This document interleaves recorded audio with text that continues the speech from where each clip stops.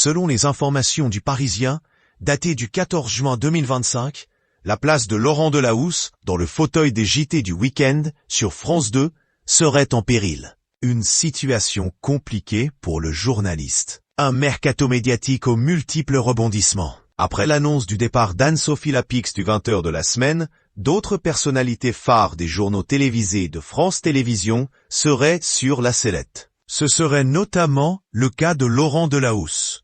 En effet, selon les informations de nos confrères du Parisien, daté du 14 juin 2025, son poste serait en danger. Pour rappel, le célèbre journaliste officie sur France 2 depuis 18 ans et est actuellement aux commandes des journaux télévision du week-end. Sa direction lui aurait déjà demandé de plancher sur la rentrée de ses JT et magazines, a ajouté le quotidien régional. Selon Clément Garin, journaliste média, le compagnon d'Alice Taglioni pourrait tout de même conserver son magazine 20h30 le dimanche, diffusé juste après le journal, dans laquelle il reçoit les invités qui font l'actualité.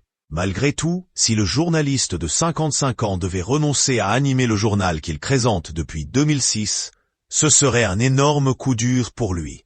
Un coup dur pour Laurent Delahousse, même si son CV est bien rempli et qu'il ne semblait plus avoir besoin de prouver quoi que ce soit aux dirigeants de France Télévisions, sa place serait remise en cause.